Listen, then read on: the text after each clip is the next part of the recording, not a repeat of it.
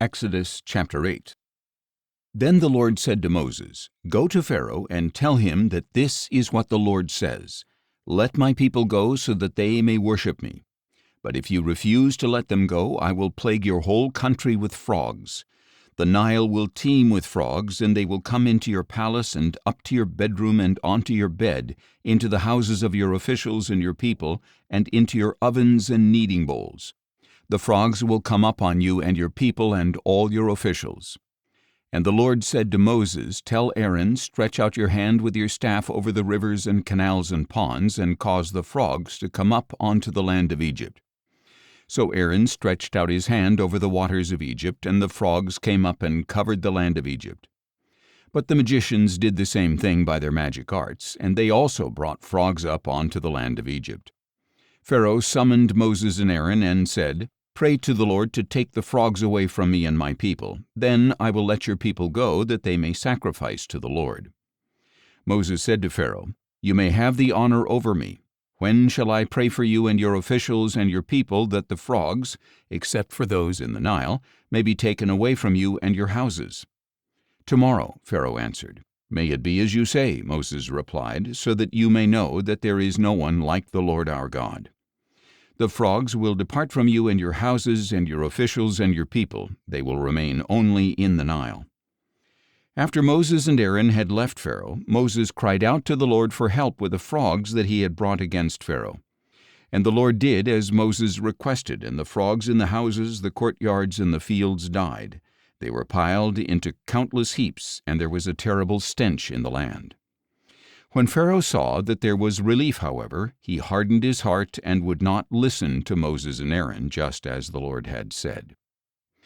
Then the Lord said to Moses, "Tell Aaron, stretch out your staff and strike the dust of the earth, that it may turn into swarms of gnats throughout the land of Egypt." This they did, and when Aaron stretched out his hand with his staff and struck the dust of the earth, gnats came upon man and beast. All the dust of the earth turned into gnats throughout the land of Egypt. The magicians tried to produce gnats using their magic arts, but they could not, and the gnats remained on man and beast. "This is the finger of God," the magician said to Pharaoh. But Pharaoh's heart was hardened, and he would not listen to them, just as the Lord had said. Then the Lord said to Moses, "Get up early in the morning, and when Pharaoh goes out to the water, stand before him and tell him that this is what the Lord says. Let my people go so that they may worship me. But if you will not let my people go, I will send swarms of flies upon you and your officials and your people and your houses. The houses of the Egyptians and even the ground where they stand will be full of flies. But on that day I will give special treatment to the land of Goshen, where my people live. No swarms of flies will be found there. In this way you will know that I, the Lord, am in the land. I will make a distinction between my people and your people. This sign will take place tomorrow." And the Lord did so. Thick swarms of flies poured into Pharaoh's palace and into the houses of his officials. Throughout Egypt, the land was ruined by swarms of flies. Then Pharaoh summoned Moses and Aaron and said, "Go, sacrifice to your God within this land." But Moses replied, "It would not be right to do that, because the sacrifices we offer to the Lord our God would be detestable to the Egyptians. If we offer sacrifices that are detestable before the Egyptians, will they not stone us?